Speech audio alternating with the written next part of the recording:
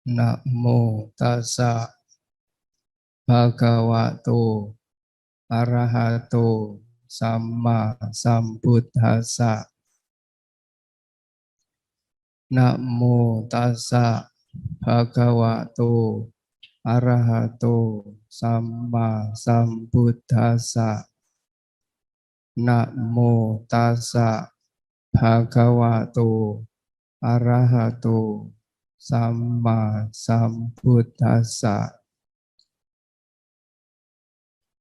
Dhamma akan melindungi mereka yang melaksanakan Dhamma.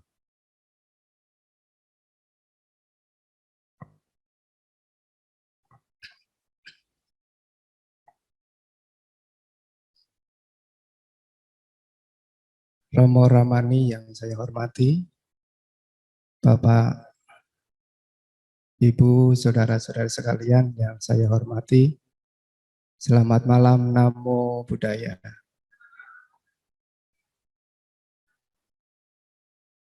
Demikian juga yang mengikuti di Zoom ataupun di YouTube, saya ucapkan selamat malam dan semoga selalu sehat, sejahtera, bahagia.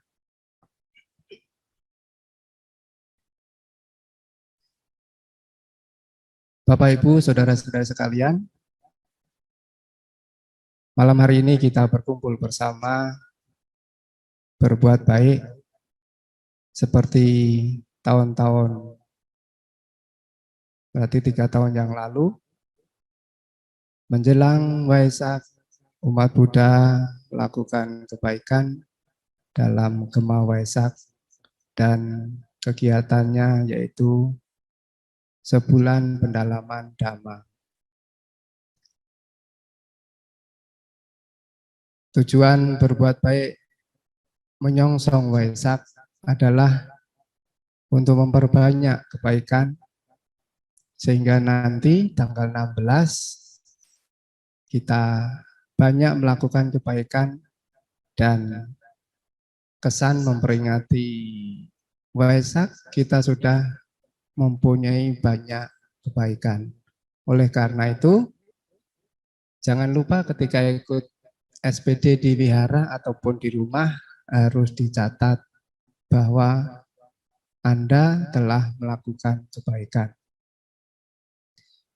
Malam hari ini juga demikian, Bu Bapak sudah membaca parita, bermeditasi, dan juga sekarang Bante akan memberikan pesan Dhamma tentang teguh dalam tiratana, semangat berbuat baik atau semangat praktek Dhamma. Pada kesempatan ini saya mengajak Ibu Bapak nanti mengingat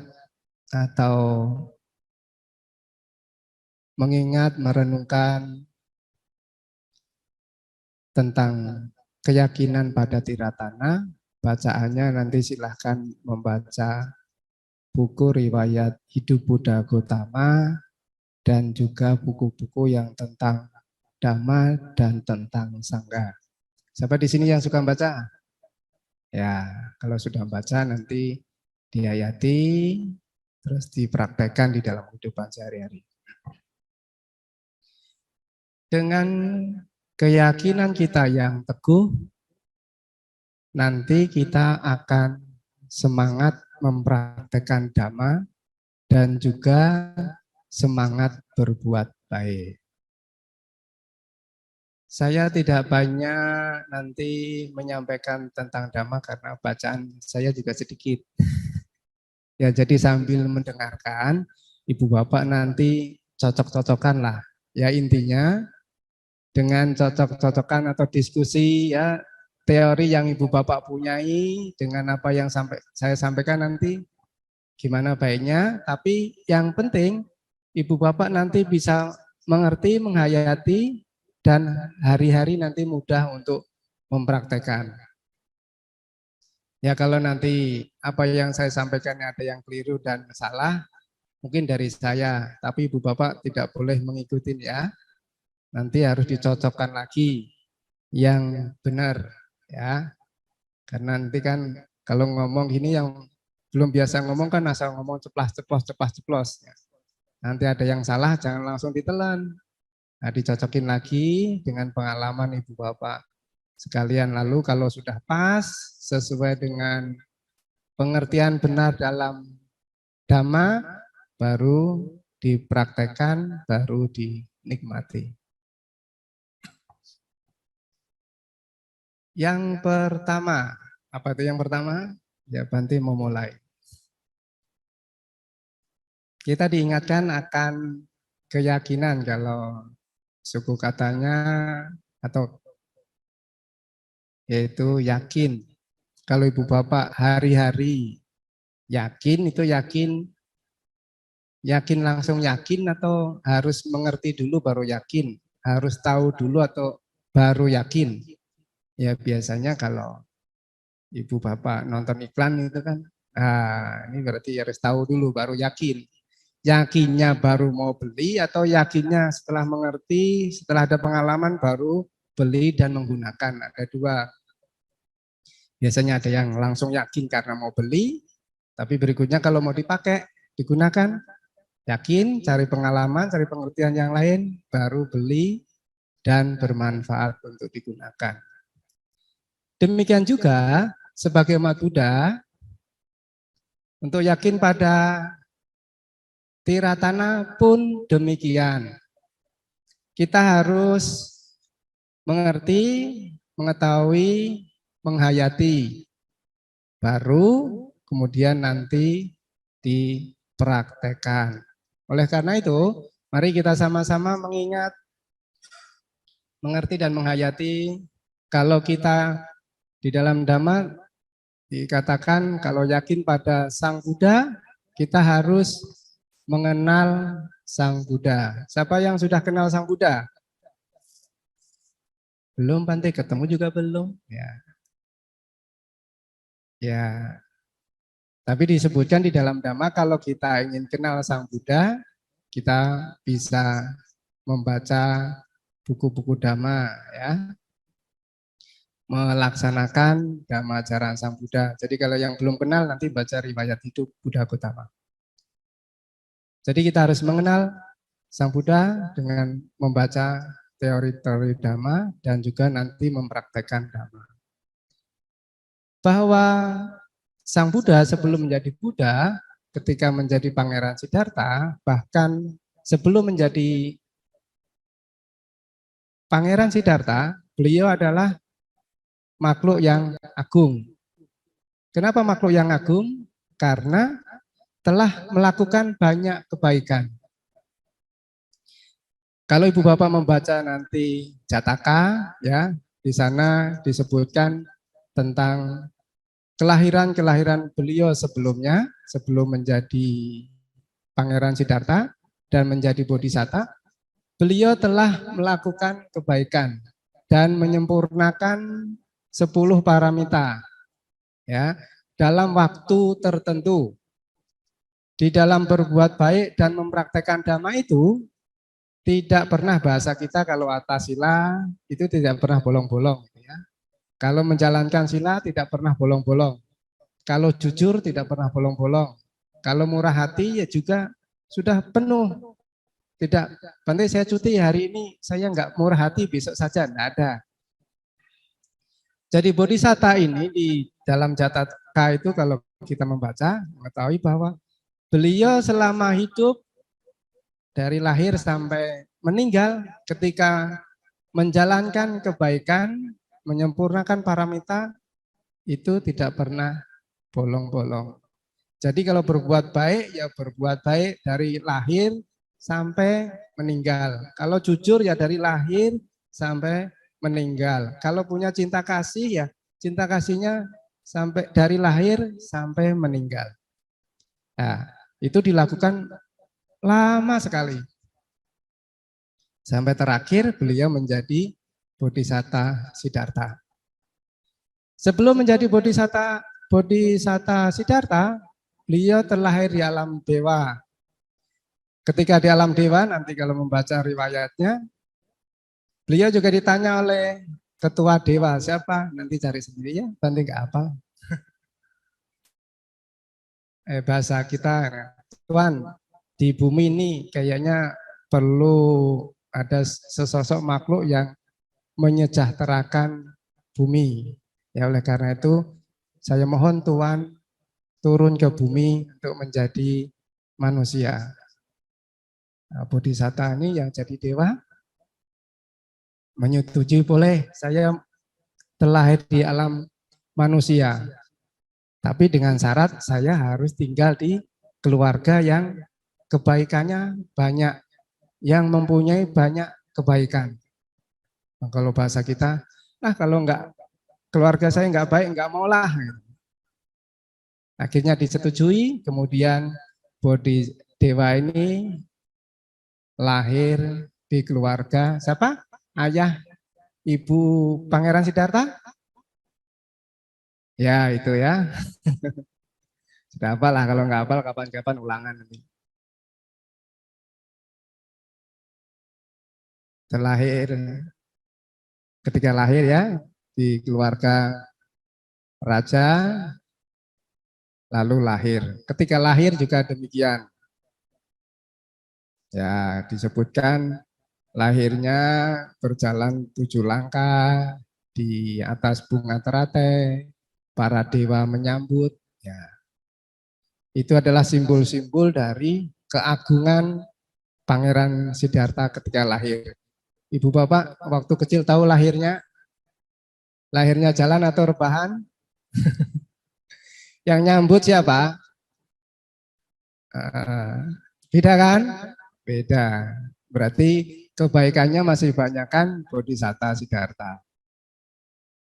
Demikian juga setelah lahir tinggal di istana, berarti kan itu dari jasa kebaikan keluarga dan Pangeran Siddhartha. Kepandaiannya, kemudian kealimannya, kebaikan dalam moralnya juga beliau melebihi dari sepantaran beliau. Kalau ilmunya juga melebihi dari guru-guru beliau. Ya, kalau baca riwayat hidup itu kan ada itu. Loh, ya disebutkan gurunya bingung.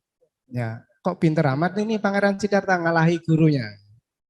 Yang ketika bermain sama sepupunya panah-panahan, ya cinta kasih beliau lebih tinggi dibanding saudara sepupunya, ya. Kemudian tinggal di istana, punya rumahnya banyak, 3 istana. Berarti kan kalau nggak rezekinya bagus kan nggak jadi pangeran toh ya. Ibu bapak punya istana berapa? Ada Bante 1. Sama juga istana saya ada itu kamar, Bante kamar-kamar itu kan.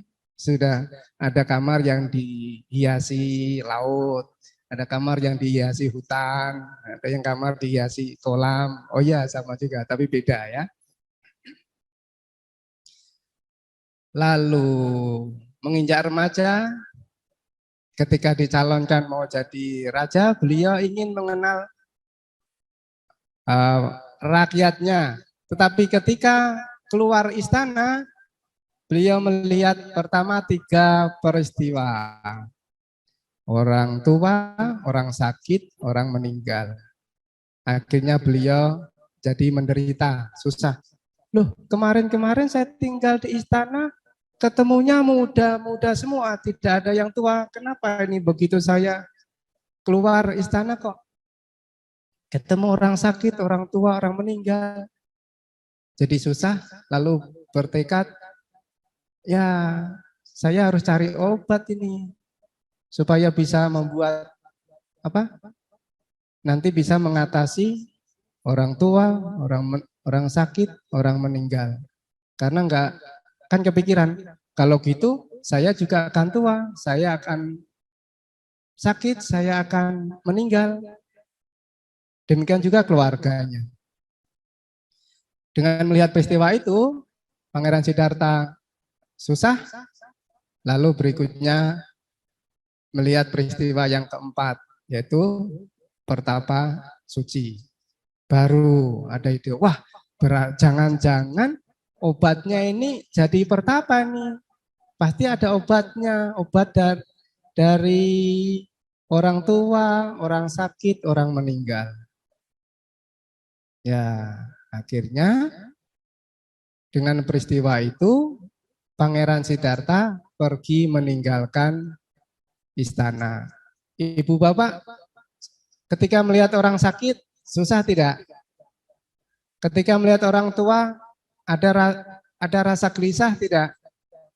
Ketika melihat orang meninggal, ada rasa gelisah tidak? Ada Bante, tapi tetap di rumah, nggak jadi pertapa. Ya, berarti beda. Konon disebutkan orang tua, orang sakit, orang meninggal ini adalah dewa yang membo apa membo, menjadi orang tua, orang sakit, orang meninggal itu. Jadi dikasih tanda-tanda supaya Pangeran Siddhartha ini bisa menjadi pertapa dan nanti bisa jadi Buddha. Ya, ya itu. Kalau kita kan sering lihat orang sakit, santai-santai saja. Susahnya yang terus-terusan tapi santai-santai saja ya. Samalah, Bante juga iya. Ya, baru kemarin. Ya nggak langsung seperti Pangeran Siddhartha, umur berapa itu? Langsung jadi pertapa.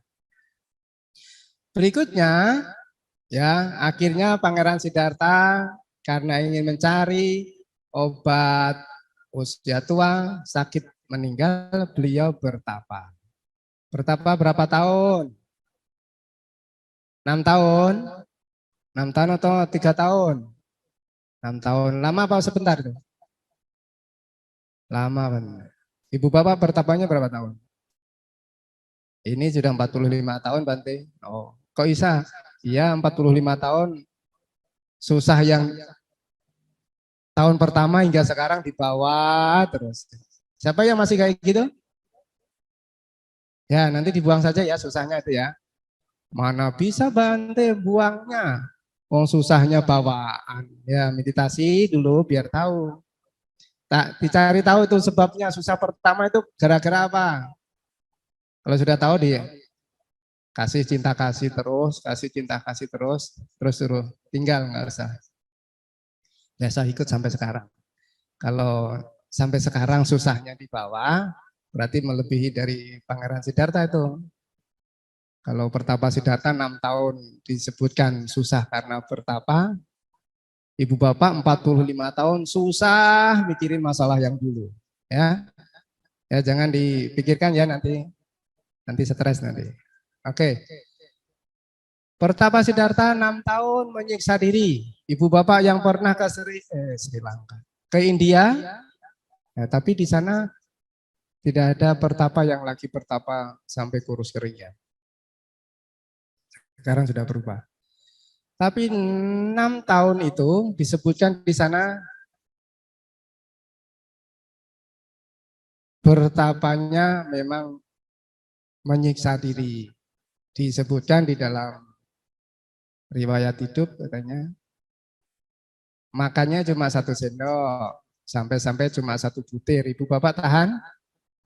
Katanya loh ya, Sami Bante juga belum pernah bertapa, cuma latihan makan nasi biasa saja, ada yang dana langsung buka. Nggak tahan sampai maksudnya ketika pagi berjanji mau makan sedikit, lauknya sedikit, siang ada yang datang, dana makanan, lupa janjinya ya. Dilalap semua makanannya yang enak-enak. Nah, ketika pertapa itu Pangeran Siddhartha sampai kurus kering. Karena disebutkan kalau perutnya ini dipegang gini, tembus di belakang tulangnya. Ya, ibu bapak pernah coba kalau lapar itu dipegang sini perutnya, ting sampai belakang. Enggak ya? Ya. Nggak tembus ya. Cuma tembus kulit depan doang. Ya jadi dengan menyiksa diri itu bertapa intinya akhirnya beliau ketika merenungkan di sana disebutkan ada yang main apa itu? Kecapi atau apa ya? Jadi beliau ingat akan cara bertapa sesuai dengan jalan tengah. Jadi tidak memanjakan diri, tidak menyiksa diri. Akhirnya ketika mau mencapai penerangan sempurna, beliau bertapa dengan menghindari dua ekstrim dan akhirnya beliau mencapai penerangan sempurna. Menemukan dhamma, ajaran kebenaran yang dulu-dulu juga telah ditemukan oleh para Buddha, maksudnya para Buddha terdahulu. Setelah menemukan dhamma, beliau akhirnya mengajarkan dhamma kepada 6 pertapa, kepada 60 muridnya, kepada murid-murid beliau semuanya. Dan dengan mengajarkan dhamma itu, tidak hanya mengajarkan dhamma kepada murid beliau saja, kepada umat Buddha saja, tetapi juga kepada para dewa. Ya, pernah mengajarkan dhamma kepada ibunya yang sudah terlahir di alam dewa. Ya, jadi tidak hanya menjadi guru bagi manusia, tetapi juga guru bagi para dewa. Nah, itulah keagungan Sang Buddha setelah mencapai penerangan sempurna. Ya, Ibu Bapak sudah jadi guru belum? Pak Guru, ada Pak Guru, mana Bu Guru ada. Tapi untuk murid-muridnya, ya, guru sebro ada. Nah, guru para dewa belum Bante. Dewa-dewaan nanti ada. Tapi guru bagi anak-anak, ya. Guru bagi saudaranya yang mau, ya. Kemudian setelah mengajarkan dhamma berapa puluh tahun? Kurang lebih 45 tahun. Akhirnya beliau di usia 80 tahun parinibbana, ya. Parinibbana sebagai arhat sama Sang Buddha. Nah, Bapak Ibu saudara-saudara sekalian yang berbahagia, ketika kita mengerti dan menghayati riwayat hidup ini, ya nanti diulang-ulang dan dihayati, sehingga kita sedikit banyak akan kenal akan Sang Buddha. Jadi nanti kalau Ibu Bapak, aku berlindung pada Sang Buddha, diam, tenang. Nah ini teorinya, penghayatannya langsung kayak signal gitu. Cus. Nah, ingat Sang Buddha dari apa yang sudah kita baca dan apa yang sudah kita hayati. Seperti yang ada di dalam riwayat hidup Buddha Gautama. Bante itu kebanyakan tuh, ya sudah nanti dicicil dikit-dikit. Yang nyangkut yang mana ya? Ini kan baru ajakan. Selanjutnya terserah Ibu Bapak ya, maksudnya terserah nanti saya tertarik yang mana ya, supaya gampang ingat Sang Buddha itu. Ya. Nanti kalau di rumah ya, wah nggak nyambung Bante kalau ingat Sang Buddha kan nggak nyambung. Ya sudah, disambungkan dulu. Ingat papa mamahnya dulu. Baru ingat kakek neneknya, baru ingat leluhurnya. Loh, apa hubungannya Bante? Ingat Sang Buddha sama ingat papa mama, kakek nenek. Kalau Sang Buddha cinta kasihnya sempurna, berarti cinta kasih ya dikaitkan dengan orang tua kita, kakek nenek kita. Punya cinta kasih tidak kepada kita sebagai anak cucunya? Nah, itu dikenali. Kalau di rumah, oh mama papa saya cinta kasihnya seperti ini. Kakek nenek saya cinta kasihnya seperti ini. Mungkin cinta kasih itu rasanya seperti ini ya, yang dimiliki Sang Buddha, tapi Sang Buddha lebih lagi dibanding orang tua atau kakek kita. Jadi nanti kalau di rumah mau ingat Sang Buddha, ingat kakek nenek, mama papa, kakek nenek, leluhur, baru digabungkan ingat Sang Buddha, biar rasanya itu tahu. Itu sebagai sarana saja ya. Ya. Dengan demikian nanti berikutnya kita gampang untuk kalau aku berlindung pada Sang Buddha, ingat Sang Buddha. Ingat seperti yang di riwayat hidup. Kalau kurang jelas lagi, maka Ibu Bapak harus mengenal Dhamma. Kalau aku berlindung kepada Dhamma, berarti kita harus mengenal Dhamma ajaran Sang Buddha. Ya. Dengan mengenal ajaran Sang Buddha, ya selain membaca nanti kalau Ibu Bapak suka baca, suka searching di internet, baca Tipitaka. Sama juga kalau Anda hafal langsung banyak-banyak silakan dihafalin itu Tipitaka. Kalau enggak dipilih-pilih saja. Yang hari ini tertarik saya mau baca yang mana? Tik tik tik tik tik pilih yang mana. Kalau baca dihayati. Dengan mengenal Dhamma, nanti Ibu Bapak pun bisa mengenal Sang Buddha. Karena selama hidup Sang Buddha setelah menemukan Dhamma, beliau ya bahasa kita berpikir, apa yang dipikirkan adalah apa yang diucapkan. Apa yang dipikirkan, apa yang diucapkan adalah apa yang dilakukan. Jadi kalau Ibu Bapak nanti mengenal Dhamma, maka bisa mengenal Sang Buddha. Jadi dengan demikian maka mari nanti kita sering membaca, sering menghayati Dhamma, lalu mempraktekkan di dalam kehidupan sehari-hari. Sehingga nanti akan mudah untuk mengenal Sang Buddha, walaupun sedikit, tapi rasanya kan dapatlah, dapat dikit kalau nggak banyak. Ya, kalau mau banyak ya cepat-cepat jadi bodhisatta ya. Ya, mari kita latihan atau berusaha untuk mengenal Dhamma. Hari-hari Ibu Bapak yang biasa baca silakan baca. Kalau nggak mau yang banyak, bacaannya dirangkum langsung dihayati. Dan nanti biar mudah untuk dipraktekkan. Ibu Bapak untuk mengenal Dhamma harus mempraktekannya, yaitu dirangkum mungkin si dana, sila, samadhi atau cita bawana, samadhi atau cita bawana. Berdana kan sudah tahu Ibu Bapak ya, memberi dan seterusnya. Itu terus dilakukan, dihayati. Ya.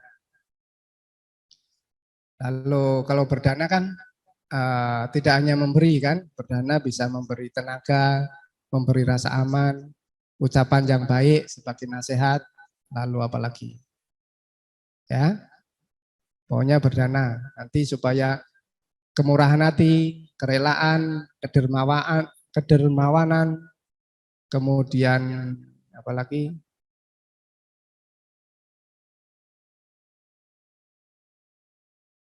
kelekatan kita biar gampang dilepas itu ada karena kita suka memberi.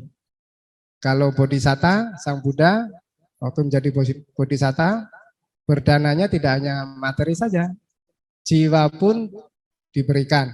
Tapi ibu-ibu jangan, bapak-bapak nggak boleh coba loh ya. Aku mau berdana jiwa. Kalau zaman-zaman dulu kalau pahlawan ya boleh itu berdana untuk bangsa. Ya, tapi ibu, bapak jangan coba-coba kalau nggak bisa ya. Ya, kecuali nanti kalau sudah bisa boleh ya. Tapi kalau nggak bisa jangan coba-coba. Coba Bante saya mau coba rasanya gimana kalau berdana jiwa ya. Ya kalau di cerita Jataka itu disebutkan ketika bodhisatta mau berdana badan ya, ketika itu pergi ke hutan melihat ada harimau yang baru melahirkan, induk harimau ini akan makan anak-anaknya. Ketika itu bodhisatta melihat, wah kasihan nih induk macan ini harimau mau makan anaknya. Ya sudahlah saya mau berdana. Akhirnya bodhisatta itu menjatuhkan diri tapi pingsan ya. Ketahuan sama induk harimau. Wah, ini manusia kok masih hidup ya, nggak maulah. Tapi ketika bodhisatta meninggal, itu harimaunya tahu, yaitu. Jadi bodhisatta berdana badan ke harimau itu. Itu kan bodhisatta. Jadi ibu bapak nggak boleh coba-coba ya. Boleh donor darah, boleh. Ya, tapi coba kalau itu jangan coba-coba. Ya, nanti kalau sudah jadi bodhisatta boleh dicoba. Lalu apalagi? Menjalankan sila, ya, mempraktekkan sila. Ya, pada malam hari ini Ibu Bapak kan ada yang atas sila. Rasanya bagaimana Ibu Bapak? Ibu-ibu atas sila rasanya gimana? Bagus ya? Nah, nanti ajak-ajak yang lain. Siapa tahu ada door prize.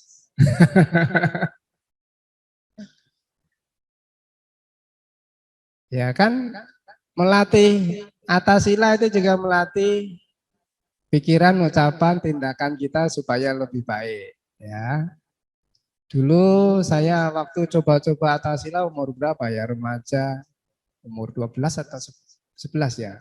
Waktu itu hanya taunya hanya puasa, makan saja, yang lainnya nggak ngerti ya. Jadi coba jam jam segini perutnya melilit sakit. Ya nggak pikiran harus tidur di tempat, tidak tidur di tempat yang mewah atau apa, enggak. Kalau di kampung kan tidurnya di lantai juga pakai tikar doang ya. Cuma terasanya waktu makan itu, waktu tidak makan tuh jam segini perutnya sakit kayak lemah itu. Wah, sampai nggak bisa tidur sampai jam 12. Sampai ketiduran pagi. Happy dah mau makan, tapi nggak ada makanan. Sudah kenyang karena nggak ada makanan. Ya, jadi nanti atas sila, menjalankan sila dengan baik, sila kita menjadi baik, ucapan, pikiran, tindakan kita menjadi baik. Ini berusaha dilatih di dalam kehidupan sehari-hari. Dan juga meditasi. Meditasi atau mengembangkan batin kita. Supaya batin kita menjadi lebih baik. Makanya nanti meditasinya, hari-hari Ibu Bapak bisa mengenal Dhamma dengan praktek di dalam kehidupan sehari-hari. Buka toko rutin tepat waktu itu bagian dari disiplin juga, bagian dari sila juga. Kalau buka toko jangan langsung pikirin untung, nanti cemberut. Nah, harus senyum dulu, semoga rezeki saya bagus sambil senyum. Makhluk-makhluk di sekitarnya disenyumin. Kan pagi-pagi sudah puja bakti kan. Makhluk-makhluk yang di sini saya tadi kan sudah puja bakti. Saya dapat jasa nih, saya bagi-bagi ya, semoga makhluk-makhluk sekitar sini berbahagia, semoga saya bahagia. Senyum langsung buka pintu krek gitu. Itu juga praktek dhamma ya. Karena kan membuka toko tepat waktu dengan senyum berarti ada cinta kasih. Ya kalau mau berdana ya, wah pagi-pagi gimana nih caranya praktek dhamma? Mau buka toko harus berdana. Ya kasihkan mama papa, kasihkan kakaknya, atau kasihkan ke anak-anak dana dulu. Ya, sambil dihayatin. Oh saya dana, selain dana makanan, dana apalah. Oh nggak ada makanan pagi-pagi, ya dana nasihat yang baik, anaknya diceramahi pagi-pagi. Duduk nak, mama mau ceramah. Ya, dengan niat baik, ulang Pancasila Buddhis kan boleh. Dengerin ya nak, saya mau ulang nih Pancasila Buddhis, dengerin dengan cinta kasih, lalu diulang. Berarti kan termasuk ceramah itu, termasuk berdana, nasihat baik. Walaupun anaknya cemberut, ini mama gimana sih, saya masih ngantuk kok diceramahi. Enggak apa-apa, yang penting hatinya senang, langsung ulang. Kan jasanya untuk diri sendiri dulu. Nah, mau untuk buka toko tadi, ya tuh, atau meditasi.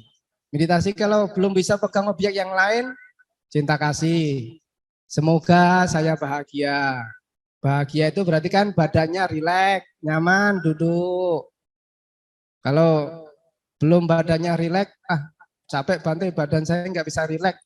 Ya sudahlah, bayangkan cinta kasih bagaimana agar kita bahagia sambil duduk. Ya, bayangkan jalan-jalan di kolam atau apa. Kalau bahagia, lalu dihayati, suasana bahagia, semoga saya bahagia, semoga saya bahagia. Nah, itu juga bagian dari meditasi. Ya, atau nanti dengan objek yang lain. Setelah berbuat baik, ya lakukan. kegiatan di pagi hari. Demikian juga kalau mengenal dhamma yang lain, mungkin diantaranya adalah mengenal 4 kebenaran mulia.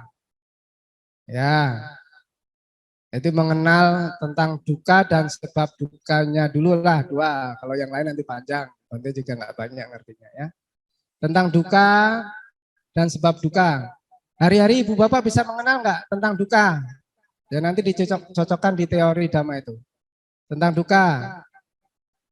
Duka kan derita, susah, berbeban gitu. Hari-hari pernah mengalami gitu enggak? Kalau pernah itu dicatat, dikenali, dikasih label. Oh, saya lagi susah, saya lagi berbeban ini rasanya di dada sini kok berat ya, berapa kilo nih ya? Dikenali. Tapi kenalinya jangan dengan kebencian loh ya. Dikenali dengan cinta kasih. Oh, saya sekarang lagi susah. Rasanya seperti ini. Setelah itu langsung ingat lagu kesukaan Anda. Ya, loh kok gitu Bante, biar berubah, nggak susah terus ya. Kalau sudah tahu, oh saya lagi susah, lalu pikirannya dirubah, nggak susah. Ingat kesukaannya, mau joget atau mau nyanyi boleh, ya supaya susahnya nggak berlarut-larut. Demikian juga nanti kalau ketemu lagi sesuatu yang membuat gelisah, susah, dikenal dulu. Setelah kenal, dialihkan lagi. Ya, jadi nanti kalau ibu bapak tahu dirinya susah, jangan diajak rekreasi, jangan. Nanti, oh susah kok malah diturut. Iya, saya susah nih gara-gara si A. Si A kemarin utang ini kurang segini. Jadi saya susah, jangan diajak jalan-jalan seperti itu. Kalau tahu sudah, oh saya lagi susah, rasanya seperti ini, oke sudah. Berarti ibu bapak tahu duka. Atau nanti kalau ketemu orang yang nggak disukai, wajahnya kayak musuh saya nih, teng gitu. Gak apa-apa langsung dikenali dulu, jangan langsung marah, nanti salah orang. Oh si ini ya, dikenali dulu sini. Ya berarti kalau ketemu orang lain bukan orang sebenarnya atau bukan musuh kita sebenarnya, kemudian kita nggak suka, yang main siapa? Yang lagi muncul adalah memori diri sendiri. Jadi harus dikenali. Oh itu kayak musuh saya ya. Ah cuma hidungnya aja yang sama. Lain ya, pokoknya dikenali. Dengan demikian nanti ibu bapak hari-hari bisa mengenal duka ya. Ya pokoknya kalau muncul dicatat saja, jangan diajak jalan-jalan. Berikutnya, nah ini boleh jalan-jalan ini, boleh jalan-jalan. Ketika kita ngalami derita, duka itu ada sebabnya. Coba nanti kalau ibu bapak susah, itu biasanya ada penyebabnya. Salah satu penyebabnya adalah kemauan kita, keinginan kita. Ya itu boleh diajak jalan-jalan. Oh, saya kok susah, ayo jalan-jalan. Jalan-jalannya kemana? Cari nih penyebabnya apa. Ya, tapi jangan lama-lama, jalan-jalannya jangan lama-lama. Kalau nggak tahu penyebabnya, wah kayaknya lama, sudah setengah jam nih. Kok nggak ketemu nih penyebabnya? Udah ganti-ganti, pulang. Ya, jangan lama-lama, jangan setengah jam. Itu nanti kalau masalahnya 3 pusing loh, 4 sejam setengah itu. Ya. Jadi kalau ada duka, ada derita, ada beban, kira-kira sebabnya apa ya? Ibu bapak kalau sering didatangi rasa susah atau derita yang biasanya berulang, pasti tahulah sebabnya apa. Ya. Kalau tahu, oh ini sebabnya ini. Oh ini sebabnya itu. Kalau nggak tahu sebabnya bagaimana? Kalau tidak tahu sebabnya disebut saya tidak tahu gitu ya. Sudah, jangan jalan-jalan terus, jangan. Ya, dengan demikian maka ibu bapak nanti akan mengenal dhamma akan sebab derita. Ya. Supaya lebih jernih, gampang untuk ingat, ibu bapak nanti latihan meditasi, latihan konsentrasi. Yang biasa atas sila, makannya jangan banyak-banyak, cukup. Ya, karena kalau banyak-banyak itu mabuk. Kalau mabuk ngantuk. Jadi ibu-ibu yang suka makan atau minum banyak-banyak itu kalau pas atasila dikurangi. Karena kalau banyak-banyak itu mabuk. Tidur banyak juga mabuk, ngerumpi banyak nggak mabuk ya. Belanja banyak mabuk gitu. Ya. Jadi nanti kalau sering atasila makannya cukup, nah itu latihan meditasinya gampang. Nah, dengan demikian maka kita akan ya kalau nanti hari-hari merenungkan dhamma, mempraktekkan dhamma seperti itu kita bisa mengenal dhamma. Demikian juga dhamma yang lain. Baca-baca, latihan dipraktekkan. Dan kemudian setelah kita mengerti dhamma, ya kayak tadi sudah mengenal duka, mengenal sebabnya, berdana, sila, meditasi, hendaknya dipraktekkan. Kalau nanti kita ingin mengembangkan yakin pada sangga, aku berlindung pada sangga. Adalah berlindung pada murid-murid Sang Buddha yang telah mencapai kesucian. Nah kalau sekarang Bante susah ketemu para Bante yang suci. Ya iya, tapi ibu bapak nanti bisa menemukan ya, menemukan dari para Bante atau saudara-saudaranya apabila bertemu seseorang yang tingkah lakunya kemudian membuat diri kita menjadi perbuatannya baik, benar, patut, lurus, berarti ya itu bisa diikuti perbuatannya. Tapi kalau belum ya kita jaga diri, maksudnya jaga diri tidak menjauhin kayak apa gitu bukan, tapi menjaga diri kita supaya tidak pengaruh. Ya karena sekarang kan agak kerepotan kalau kita nggak berusaha sendiri. Jadi nanti kalau ketemu para Bante, kan para Bante yang sekarang bisa jadi panutan untuk praktek dhamma. Ya, kalau kesusahan atasila, yang sering atasila kan para Bante bisa tanya. Yang sering meditasi kan para Bante bisa tanya gimana kesusahannya dan lain sebagainya. Jadi para Bante yang sekarang bisa jadikan panutan untuk melaksanakan dhamma sebelum ketemu yang suci. Nah, jadi di sana kita harus berjuang untuk melaksanakan dhamma yang sudah kita tahu. Supaya bisa memperoleh manfaatnya. Seperti murid-murid Sang Buddha yang telah mencapai kesucian juga berusaha. Setelah mengerti dhamma ajaran Sang Buddha, beliau berjuang. Ya, kalau mungkin ibu bapak lahir di zaman Sang Buddha akan tahu murid-murid Sang Buddha. Disebutkan beliau-beliau murid Sang Buddha setiap hari meditasi. Meditasinya tidak hanya duduk. Kalau lagi nyapu, meditasi. Lagi nyuci, meditasi. Lagi makan, meditasi. Lagi tidur, meditasi. Ibu bapak bisa? Nah, nanti latihan. Makan, meditasi. Caranya gimana? Kalau makan ya jangan sekali langsung ditelan. Ya. Bubur Bante ya nggak apa-apa kalau bubur. Kalau ayam jangan langsung sekali gigit langsung telan. Ya kalau makan, wah ini makanan kesukaan saya, berarti saya nikmati dengan cinta kasih. Dikunyah, ditelan gitu. Kalau tidur juga sama, sebelum tidur buat hati, pikiran yang enak, lalu tidur. Tapi kalau murid-murid Sang Buddha dulu ya tidurnya sambil meditasi ya, berjaga, selalu sadar pikirannya. Demikian juga kalau kerja, ya, nyapu apa ya, konsentrasi. Jangan mikir utang, semoga utang saya lunas, semoga utang saya jangan. Itu panas nanti. Semoga bahagia, semoga rezeki saya bagus, ya itu boleh ya, yang baik-baik. Itu juga bagian dari konsentrasi. Nah demikianlah murid-murid Sang Buddha yang telah mencapai kesucian. Jadi selalu sadar. Jadi kalau ibu bapak bisa selalu sadar, itu telah mempraktekkan dhamma ajaran Sang Buddha. Pasti nanti akan memperoleh hasilnya. Ya, jadi sadar. Kalau sekarang lagi duduk, lagi dengarkan, lagi tersenyum, sadar itu sudah praktek dhamma. Jadi nanti hari-hari agar gampang untuk mempraktekkan dhamma, supaya nanti bisa memperoleh kesucian, ya. Kalau waktunya ada harus sadar.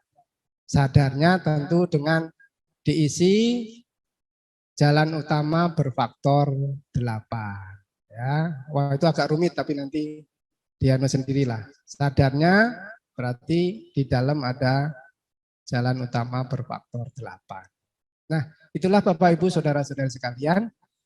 Kalau nanti keyakinan kita sudah kokoh, keyakinan pada Tiratana, Buddha, Dhamma, dan Sangha kokoh, maka kita akan semangat berbuat baik.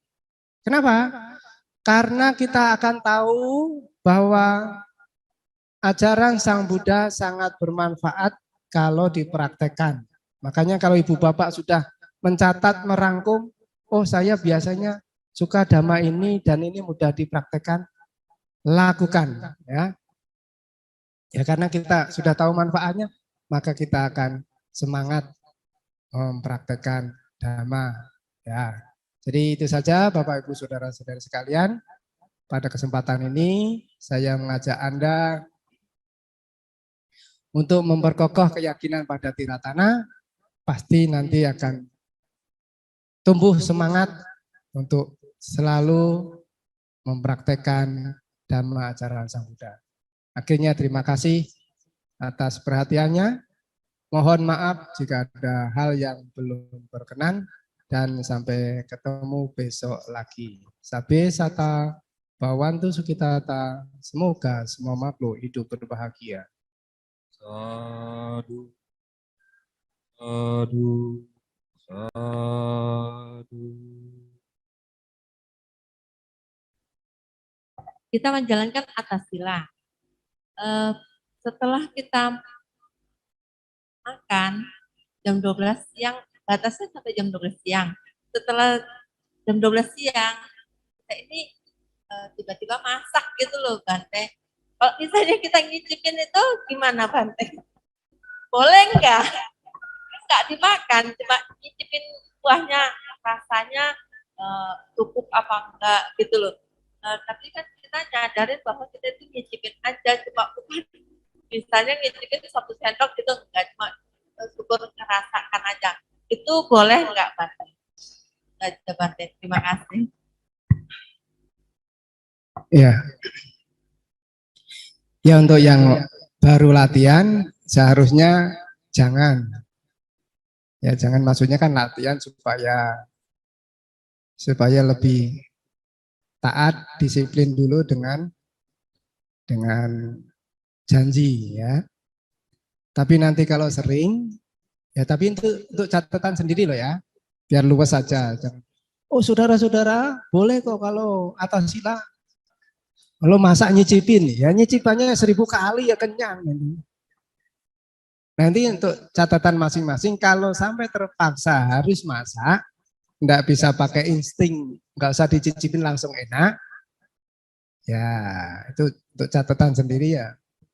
Saya mau berbuat baik nih, tapi harus mengorbankan, harus nyicipin.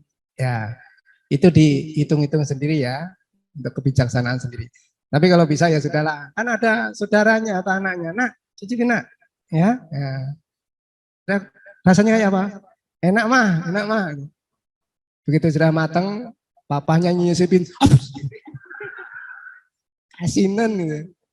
Wah, si anak ini nggak tahu nyicipin masakan gitu. Ya, jadi kalau pertama ya jangan, kalau baru latihan. Kalau berikutnya orang lain suruh bantu nyicipin. Ya, ini yang ketiga kalau memang terpaksa ya untuk berbuat baik lah boleh. Saya hanya nyicipin bukan untuk menikmati terus-terusan. Ini karena darurat saya cicipin ya. Itu mungkin boleh untuk masing-masing ya. Jadi nanti kalau berikutnya ya dilihat saja nih, wah sudah cocok enak. Enggak usah dicicipin, suruh makan. Kok kurang gini? Enak pokoknya, bilang aja enak. Kalau memorinya itu perasaannya bilang enak ya enak. Kan kayak kucing rasa coklat itu kan karena terobsesi itu rasanya enak ya enak gitu ya. Nah, itu jawaban saya ya.